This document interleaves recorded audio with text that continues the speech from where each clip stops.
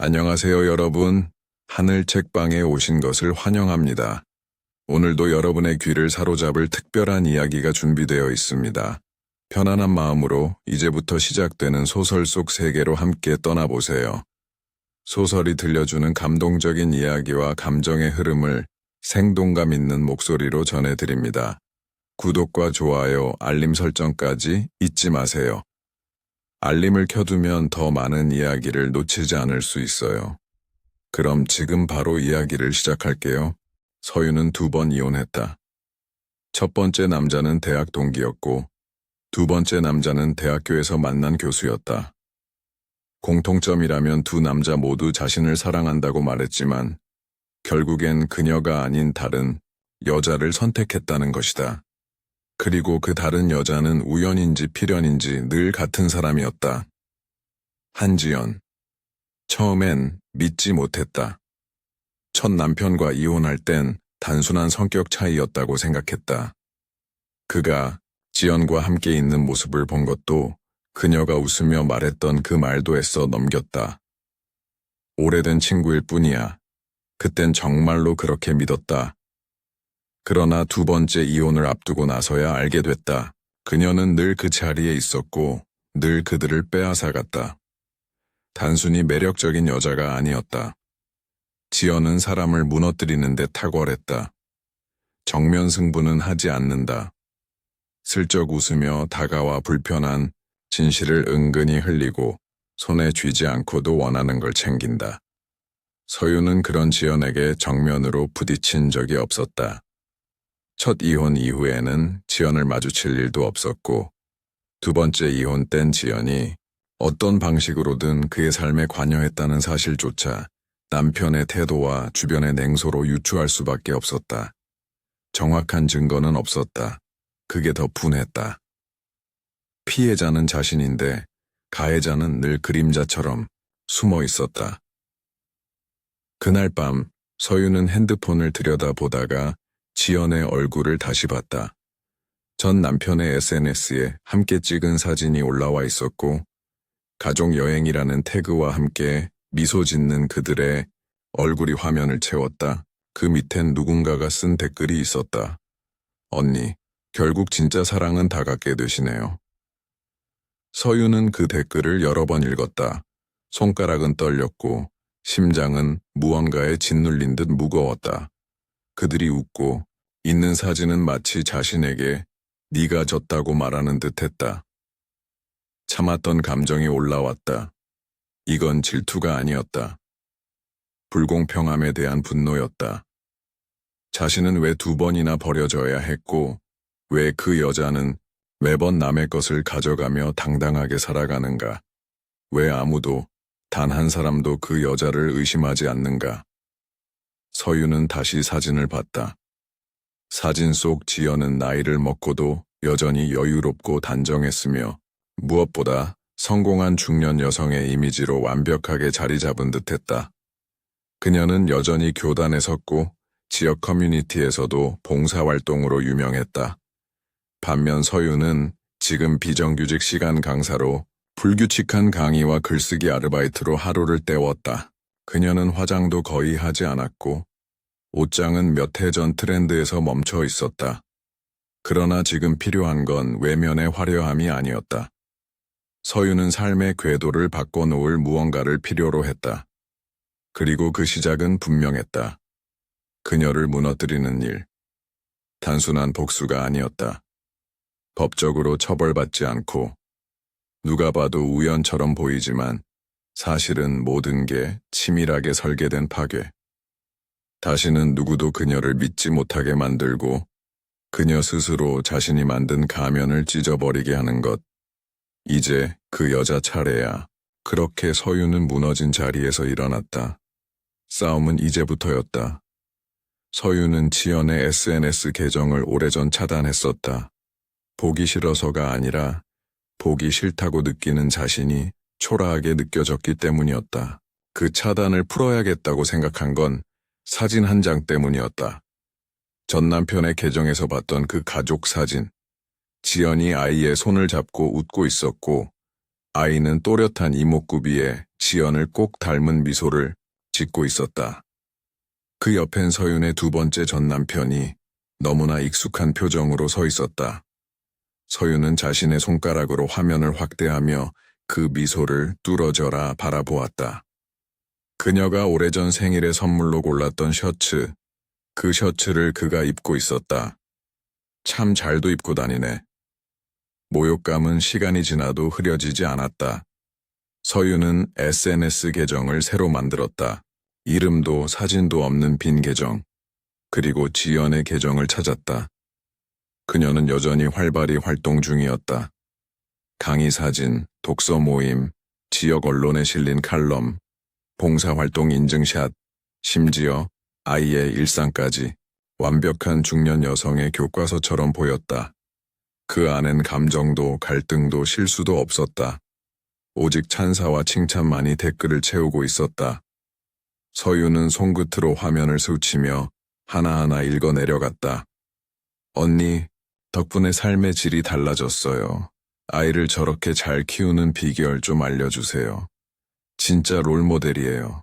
저도 저렇게 나이 들고 싶어요. 롤모델? 웃기고 있네. 분노보다는 기이한 냉기가 서윤의 안에서 고였다. 왜 아무도 이 여자의 진짜 얼굴을 모르지? 왜 아무도 묻지 않지? 이 여자의 과거를, 이 여자의 손에 망가진 여자들이 몇이나 되는지. 서윤은 천천히, 그러나 명확하게 결심했다. 그 여자의 이미지를 부수자.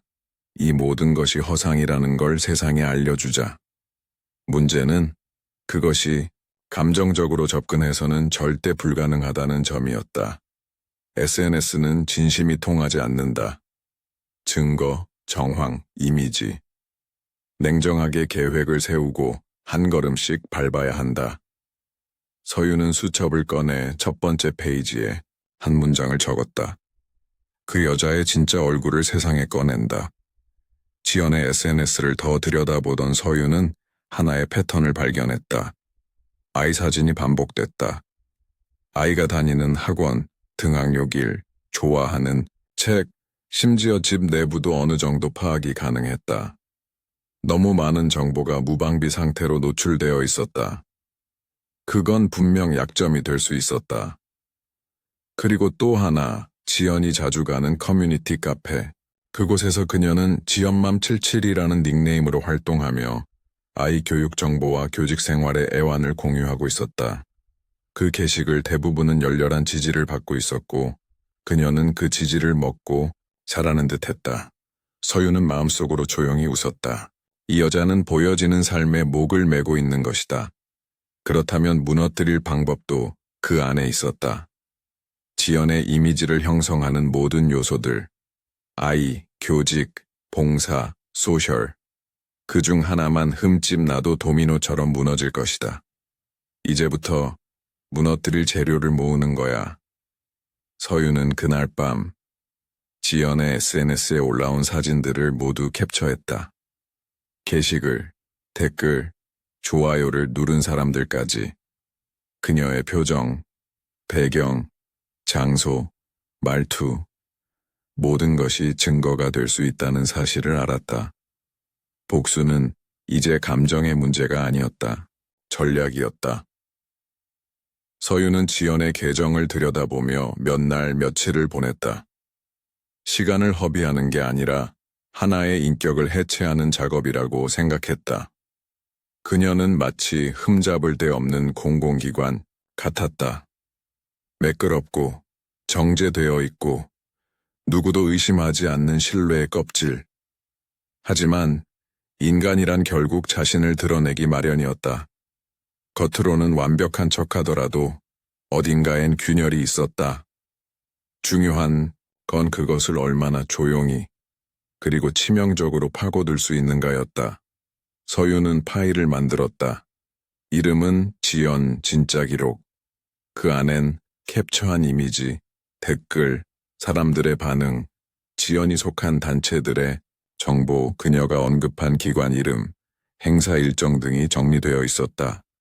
특히 아이의 이름과 사진이 자주 등장하는 점이 눈에 걸렸다.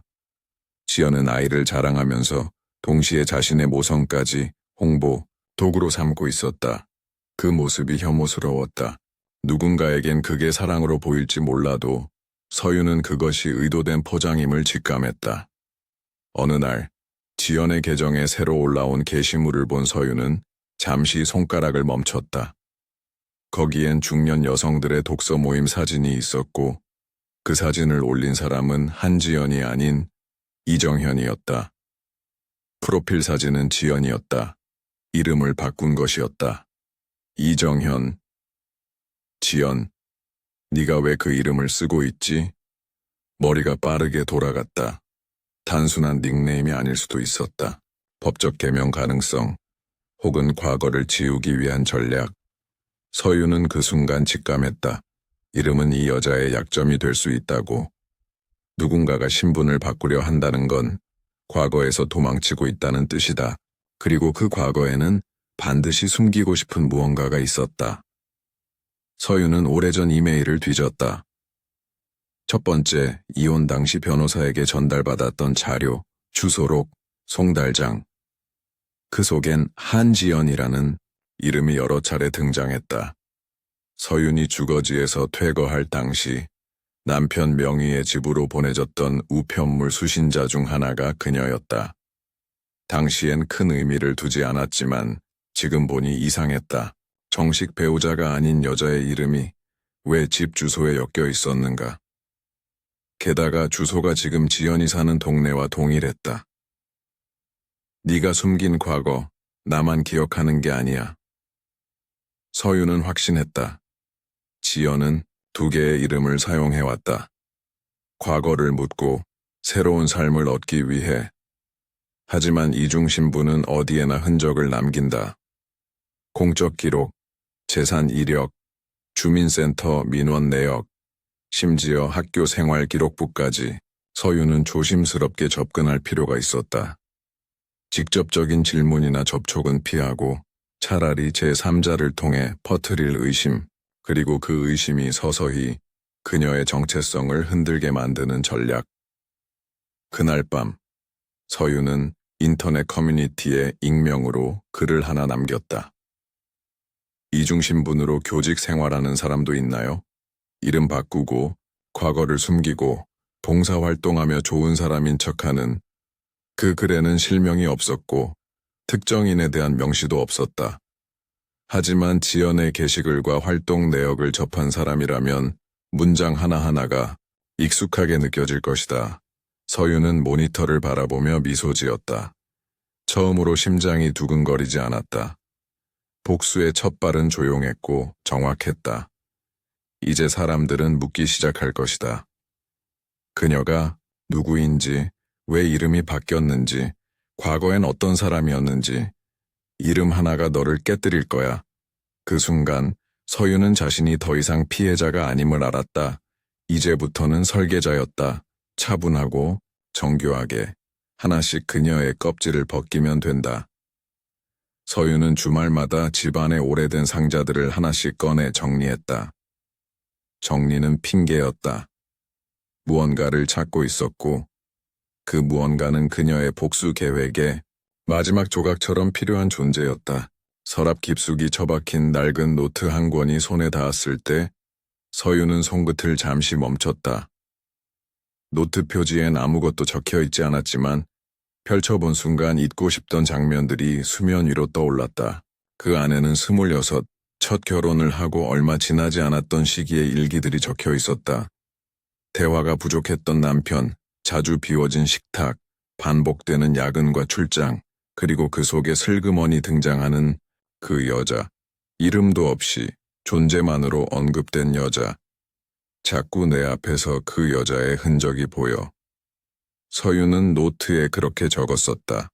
아직 확신은 없었지만 직감은 이미 알고 있었다. 옷깃에서 맡았던 향수 냄새, 거울에 남겨진 립글로스 자국, 남편의 셔츠 단추 하나가 다른 브랜드였던 날. 그땐 자신이 예민한 줄 알았다. 다들 그렇게 말했기 때문이다. 신혼 초반엔 다 그래. 의심하지 마. 남편 일 바쁘다잖아. 하지만 이제는 확신할 수 있다. 그 시절에 남편은 지연과 만나고 있었다. 그리고 더 섬뜩한 건 지연이 그 사실을 서윤이 알고 있다는 걸 이미 눈치채고 있었단 점이다. 그해 겨울, 서윤은 남편과 함께 시댁을 방문했다. 그 집에는 남편의 사촌이 운영하던 작은 작업실이 있었고 그곳에 한동안 머문 일이 있었다. 작업실 한쪽에는 창고처럼 쓰이던 방이 있었는데 그 안에서 서윤은 낯선 머리끈과 여성용 화장품 파우치를 발견했다. 그때도 별말 없이 그것들을 제자리에 두고 나왔지만 지금 생각해보면 모든 건 다 준비되어 있었던 것이다. 그 방은 지연과 그 남자의 은신처였어. 서윤은 몸을 떨었다. 시간이 한참 흐른 지금 그녀는 그 방이 여전히 존재할 거라 믿었다. 누군가의 기억 속에, 아니 어쩌면 아직 실제하는 공간으로 남아있을지도 몰랐다. 그녀는 인터넷 검색창에 시댁 주소를 입력했다. 오래된 사진, 부동산 정보, 위치 정보들을 추적했고 그중 하나의 블로그 게시글이 눈에 띄었다. 감성 공방이라는 이름으로 새 단장이 된 그 공간, 사진 속 창문과 벽의 색이 낯익었다. 저기였어. 그 방이 아직 남아있네. 서윤은 주소를 적었다. 거길 다시 찾아가야 한다는 생각에 망설임이 들었지만 감정은 이미 결정하고 있었다. 그곳에서 그녀는 모든 걸 빼앗겼고 그렇기에 그 방은 복수의 출발점이 되어야 했다. 며칠 후 서윤은 예약 없이 공방을 찾았다. 주말이라 그런지 사람들로 북적였고 젊은 여성이 도자기 체험을 안내하고 있었다. 그녀는 조용히 전시된 구역을 돌아보며 내부 구조를 확인했다. 벽에 걸린 액자, 천장을 덮은 조명, 문 쪽에 세워둔 파티션. 모두 바뀌어 있었지만 창문은 그대로였다. 그 창틀 아래에서 그녀는 오래전에 무너졌다. 그 방 안에서 누군가는 웃고 누군가는 울었으며 결국 혼자가 된 사람만이 기억을 끌어안았다. 여기가 시작이었어. 이제 끝도 여기서부터 시작되는 거야. 서윤은 공방 밖으로 나와 한참을 서 있었다. 바람이 매섭게 불었고 지나가는 사람들의 말소리가 멀게 들렸다. 감정이 북받치는 순간이었지만 그녀는 울지 않았다. 감정은 쓸데없는 소모일 뿐이었다. 이제부터는 기억을 무기로 삼아야 했다. 네가 숨겨놓은 방, 내가 다시 열어줄게. 서윤은 천천히 발걸음을 돌렸다. 다음 단계는 지연의 과거를 추적하는 것이었다. 그 여자의 이름, 얼굴, 직업, 관계, 그 모든 것 이전에 존재했던 한지연이라는 인물의 흔적을 세상에 꺼내는 것. 그리고 그 시작은 25년 전 그 방이었다. 서윤은 복수를 서두르지 않았다. 빠르게 타격을 입히는 방식은 일시적인 분노를 해소할 수는 있겠지만 오래가지 않는다. 그녀는 오래도록 부식되는 방식, 겉으로는 멀쩡해 보이지만 안에서부터 무너지는 복수를 택했다. 이건 남자들이 모르는 방식이었다. 남자들은 증거를 내세우고 폭발하고 증오를 드러내며 자신이 옳다고 외쳤다. 하지만 여자들은 침묵으로 포위하고 시선으로 고립시키며 증명을 강요하지 않는다. 대신 누구보다 철저하게 상대를 지켜보고 기다린다. 서윤은 지연의 현재를 무너뜨리기 위해 과거를 증명할 필요가 있었다. 그 첫 단계는 이름이었다. 한지연과 이정현이 동일인이라는 사실을 누구보다 설득력 있게 드러내야 했다. 우선은 간접적인 방법을 택했다. 그녀는 지역 커뮤니티 게시판에 이중 신분 사용에 관한 경험담을 공유하는 글을 올렸다.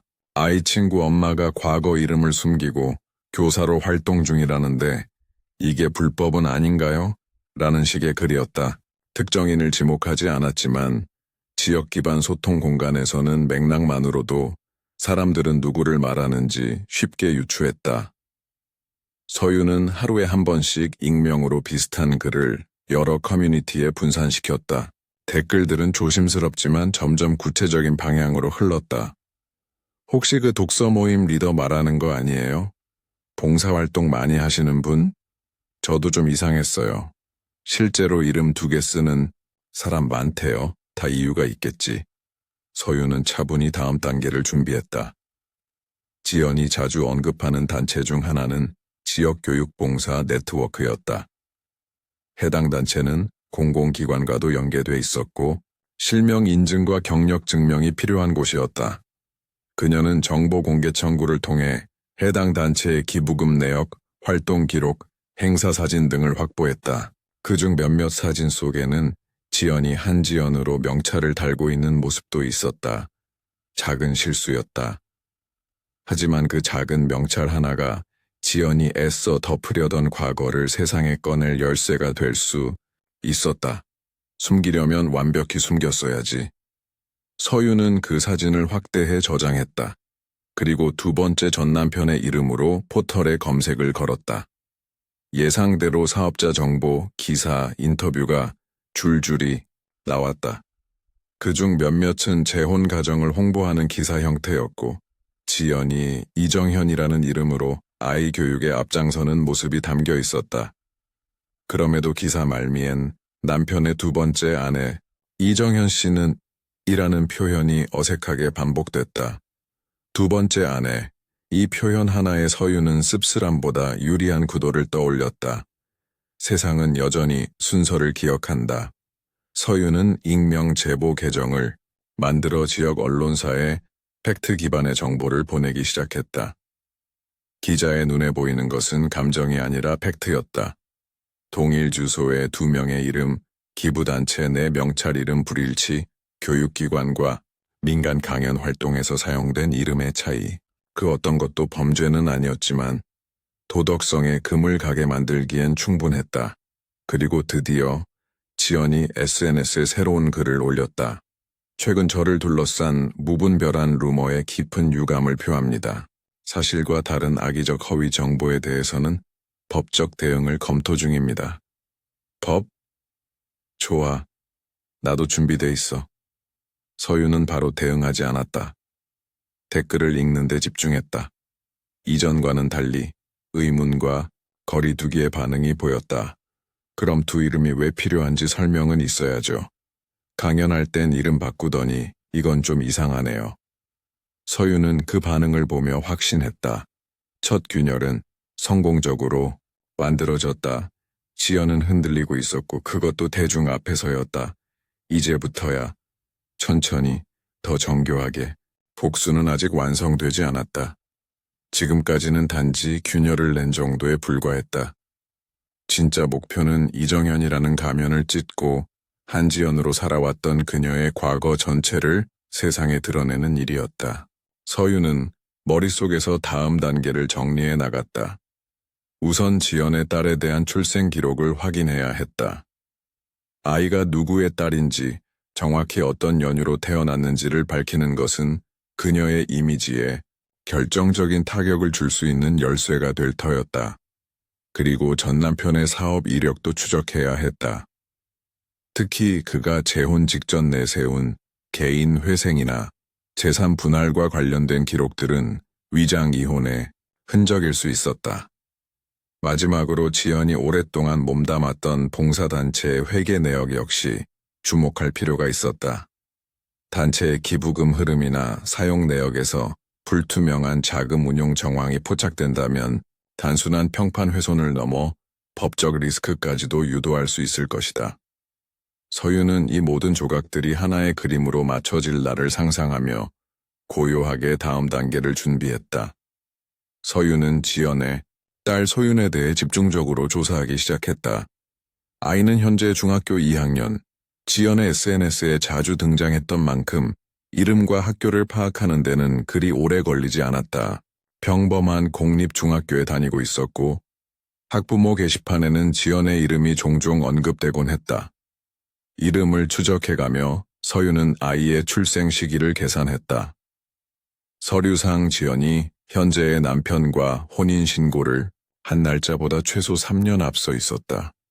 단순한 시간 차이일 수도 있었지만 정황상 그 아이가 그들의 혼인 이전에 태어난 건 분명했다.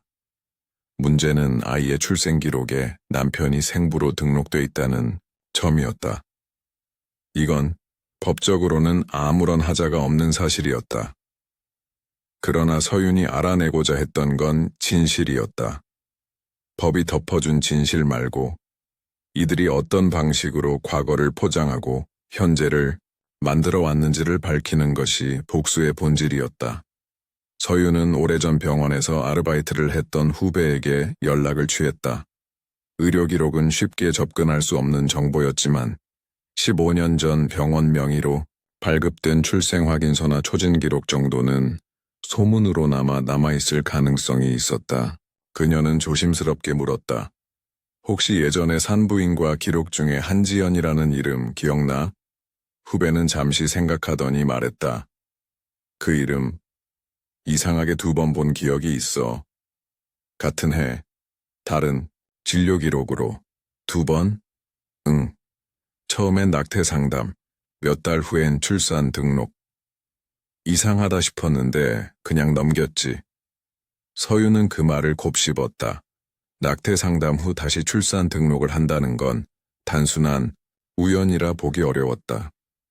지연이 다른 사람의 아이를 임신하고 그것을 지금의 남편과의 관계로 둔갑시킨 건 아닐까. 만약 그 아이가 지금의 남편의 친자가 아니라면 단순한 사생활에 문제가 아니라 신분과 가족관계를 둘러싼 중대한 허위 구성이다.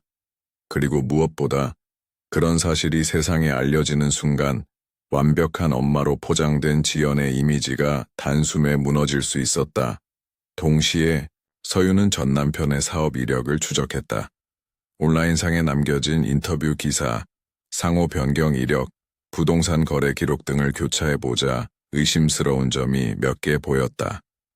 몇 년 전 한 차례 법인 청산을 한 기록이 있었고 그 직후 지연 명의로 작은 회사가 하나 새로 설립됐다. 이전 회사와 유사한 업종, 유사한 거래처. 명의만 바꾼 사실상 동일한 회사였다.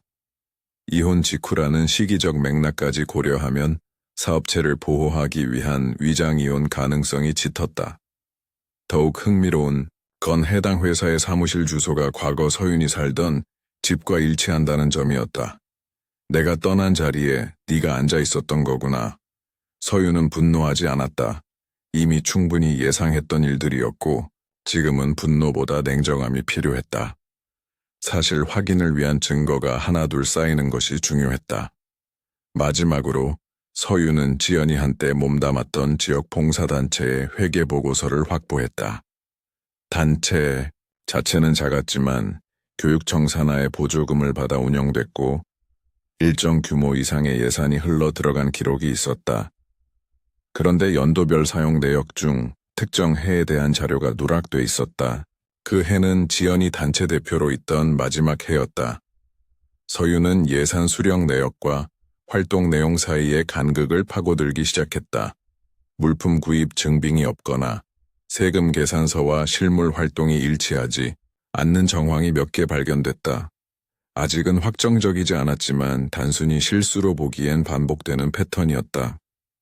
지연이 스스로 물러난 이유가 더 큰 봉사를 위해서가 아니라 그 안에서 무언가를 감추려 했기 때문이라면 이야기는 달라진다. 이건 도덕성의 문제가 아니야. 시스템을 이용해서 사람을 속인 거야. 서유는 말을 하지 않는 대신 기록했고 흘리지 않는 대신 모았다. 지연의 과거, 그녀의 현재, 그리고 그녀가 쌓아올린 명성과 평판의 허술한 뼈대들. 모든 것이 이제 자신에게 모이고 있었다. 지연은 최근 한 지역 교육재단으로부터 상을 받았다. 지역사회, 교육공헌상.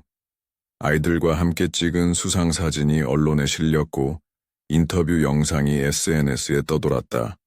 영상 속에서 지연은 말했다. 저는 단 한 번도 아이 앞에서 거짓말을 해본 적이 없습니다. 진심을 다하면 아이는 반드시 압니다. 그래, 진심을 다해 거짓말했겠지. 서유는 조용히 영상을 껐다. 그리고 곧바로 제보용 이메일을 열었다. 첨부된 파일은 지연이 과거 한지연이라는 이름으로 운영하던 단체의 회계, 비리 정황이 담긴 보고서 초안과 지연의 혼인 이전 출산 기록과 현 남편과의 자녀관계 불일치 의혹에 대한 간단한 요약 자료였다. 문서 마지막엔 이렇게 적었다. 공적인 자리에 서기 위한 자격은 진실을 감추는 능력이 아니라 그것을 감당하는 용기에서 나옵니다. 서유는 메일을 발송하지 않았다. 아직은 때가 아니었다. 그녀는 지연이 가장 높은 곳에 올라섰을 때, 가장 많은 사람들이 그녀를 바라보고 있을 때, 가장 믿고 있는 사람들 앞에서 이 진실이 무너지기를 바랐다. 그건 단지 복수의 타이밍이 아니라 의미의 타이밍이었다. 며칠 후 우연을 가장한 상황이 찾아왔다. 서유는 동네 도서관에서 열린 교육 토크 콘서트에서 지연을 마주했다. 둘 다 마스크를 쓰고 있었고 서로를 못 본 척 지나쳤지만 그 짧은 순간 동안 눈이 마주쳤다. 지연은 잠시 시선을 피하더니 다시 바라봤다. 순간적으로 당황한 기색이 얼굴에 스쳤지만 이내 표정을 정리하고 고개를 살짝 숙였다. 오랜만이네요. 지연이 먼저 말을 걸었다. 서유는 마스크 너머로 미소 지었다. 그러게요. 얼굴이 참 많이 변하셨네요. 짧은 대화였지만 그 속에는 과거와 현재, 진실과 거짓이 교차했다. 지연은 아무것도 들키지 않았다는 듯 태연했지만 서유는 확신했다. 그녀는 자신이 알고 있다는 걸 눈치챘고 그 눈치챘다는 사실이 그녀를 괴롭힐 것이다. 이후 지연의 SNS에는 그날의 사진이 올라왔다. 좋은 만남 뜻깊은 자리, 함께해서 영광이었습니다. 라는 문구와 함께 서유는 그 사진 아래에 아무 말 없이 하트를 눌렀다. 아무것도 적지 않고 아무 말도 하지 않음으로써 그녀가 흔들린다는 걸 확인하는 방법이었다. 그날 밤 서유는 메모장을 열어 복수, 계획의 진행 상황을 정리했다. 그녀는 심리 흔들기 항목 옆에 작게 표시를 남겼고 그 아래엔 다음 단계로 언론 유포와 타격의 타이밍 설정이라는 문구를 추가로 적어두었다. 그녀는 무언가를 쥐고 흔드는 사람이 아니라 무대 뒤에서 조명을 조절하며 배우가 자멸하도록 유도하는 연출자처럼 움직이고 있었다. 중요한 건 서윤의 이름이 드러나지 않는 것이었고 그 대신 진실만이 무대 위에 오르도록 만드는 것이 핵심이었다. 서윤은 그날 저녁 마트에서 한동안 서 있었다. 평소라면 돌아보지 않았을 유기농 코너 앞에서 그녀는 천천히 채소를 고르고 와인 한 병을 카트에 담았다. 모든 것이 일상의 일부처럼 보이도록 하는 것도 계획의 일부였다. 오늘은 작은 파편을 던지는 날이었다. 파편이 일으킬 진동이 파국으로 번질 것이란 걸 오직 그녀만 알고 있었다. 저녁이 시작될 즈음 지연의 가족은 식탁 앞에 앉아 있었다. 지연은 정성스럽게 차린 식사를 앞에 두고 남편과 딸에게 요즘 기사에 대한 해명을 하고 있었다. 익명 제보래. 그냥 루머야. 이름이 바뀌었다는 것도 과장이고 법적으로 아무 문제 없어. 남편은 대답 대신 고개를 끄덕였고 딸은 휴대폰만 바라보며 대화를 피했다. 식탁 위의 분위기는 평소와 달리 딱딱하게 굳어 있었다. 지연은 애써 평정을 유지했지만 테이블 밑에서 포크를 쥔 손이 자꾸 미세하게 떨렸다. 그 무렵 서유는 자신의 노트북 앞에서 조용히 한 문장을 게시하고 있었다. 지역 커뮤니티의 익명 게시판이었다. 그 여자가 과거 이름으로 받은 보조금 다 어디로 갔는지 아시나요? 대표직 사임 직전에 정산된 내역 좀 확인해보세요. 첨부된 스크린샷은 지연이 단체 대표로 활동하던 시기의 회계 누락 정황을 보여주는 문서였다. 대놓고 실명을 밝히지는 않았지만 지역 커뮤니티 이용자들이라면 누구를 지목한 것인지 금방 눈치챌 수 있었다. 불과 몇 시간 만에 해당 게시글은 댓글 수백 개를 기록하며 순식간에 확산됐다. 그중엔 그분 예전 이름이 한지연 맞아요? 교육청 보조금 담당 부서에 제보해야겠네요. 같은 반응들이 이어졌고 익숙한 이름을 언급하는 이들도 점점 늘어났다. 그 시각 지연의 남편은 휴대폰으로 무언가를 검색하더니 화면을 돌려 보여줬다. 당신 얘기 같은데. 지연은 화면을 확인하고 입술을 깨물었다. 짧은 침묵이 흘렀고 그 사이 딸은 물었다. 엄마, 예전에 이름이 달랐어? 서윤이 원한 건 바로 이 장면이었다. 지연의 가정, 그 안에서 자라온 신뢰와 애정의 구심점을 스스로 뒤흔들게 만드는 것. 서윤이 던진 조각은 그저 익명 게시글 하나였지만 그 조각은 이미 지연이라는 이름을 중심으로 얽혀있던 거짓의 직무를 갈기갈기 찢고 있었다. 그날 밤 지연은 자정이 넘도록 노트북 앞에 앉아 있었다.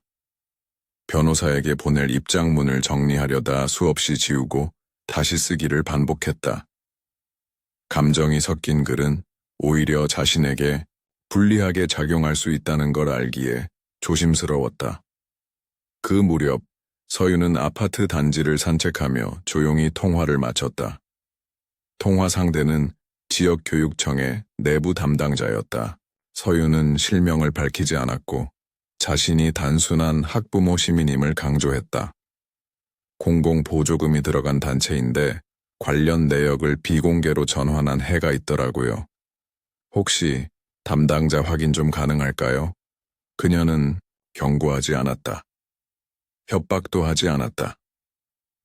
다만 문제의 실체가 존재한다는 것을 필요한 사람들에게 조용히 알렸을 뿐이었다. 지연의 이름이 언급된 게시글은 다음날 지역 언론 기자의 눈에 들어갔고 몇 시간 뒤 간단한 단신 기사로 첫 보도가 나갔다.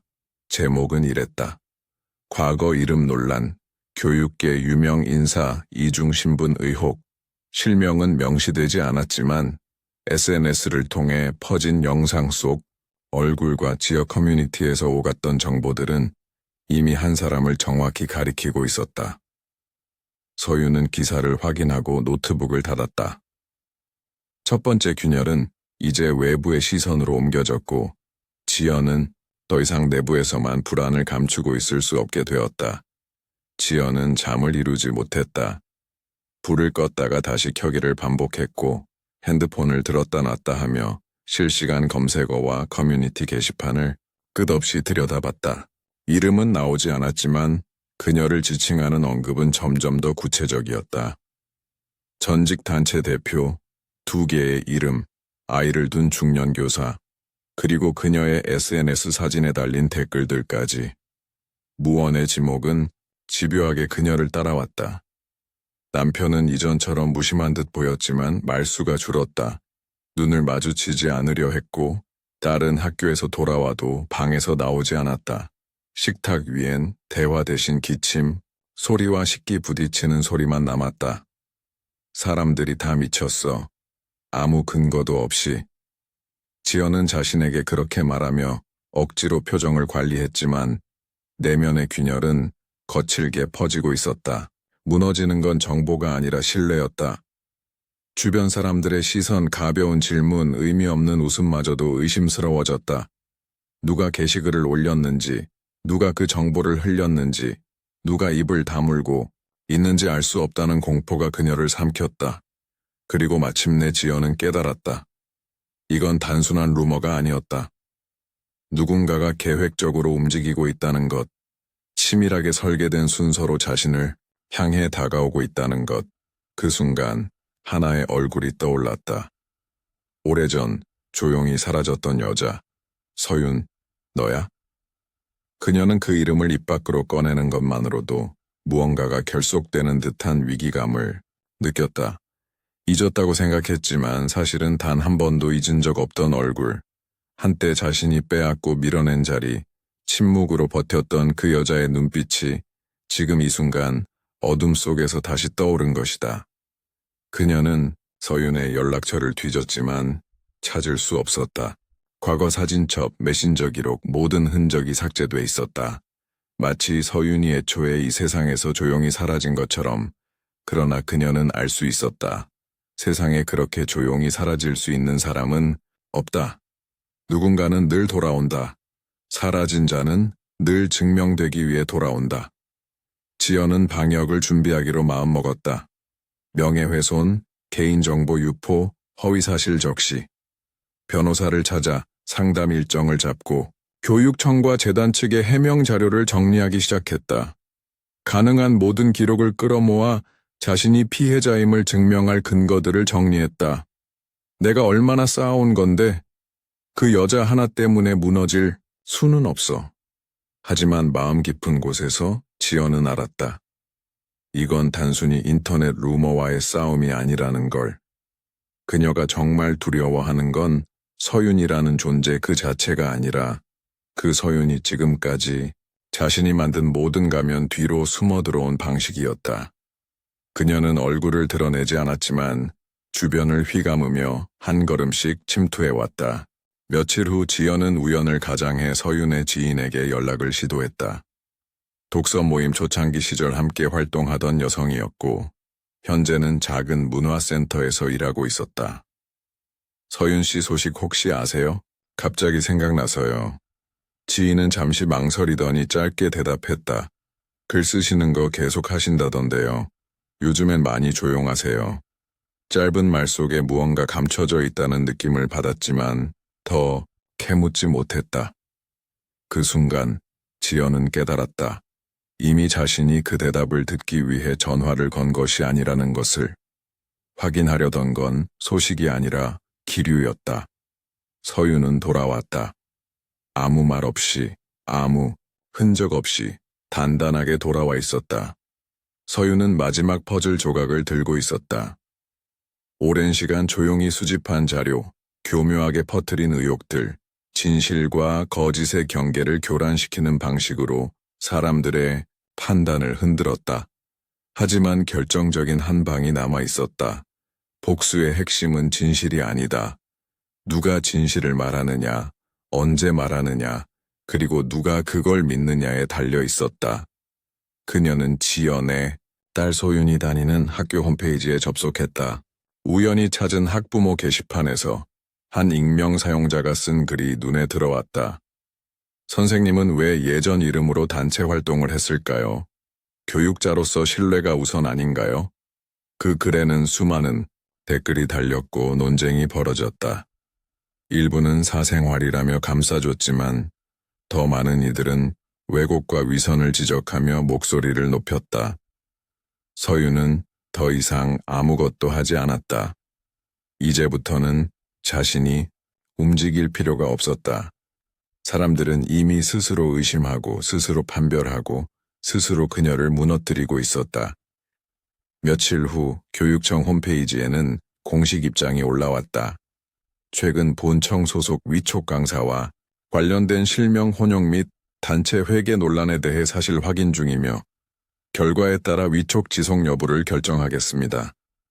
지연은 강의를 잠정 중단했다. SNS도 비공개로 전환됐고 독서 모임은 운영진을 변경하며 재정비를 알렸다. 얼굴 없는 진실 앞에서 그녀는 점점 말이 줄었고 조용히 뒤로 물러나기 시작했다. 서윤은 뉴스 보도를 보며 아무런 감정도 느끼지 않았다. 성취감도 해방감도 아니었다.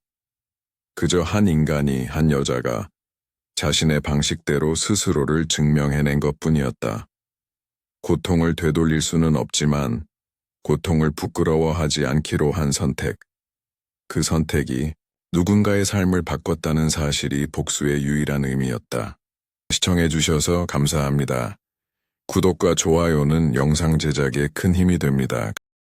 감사합니다.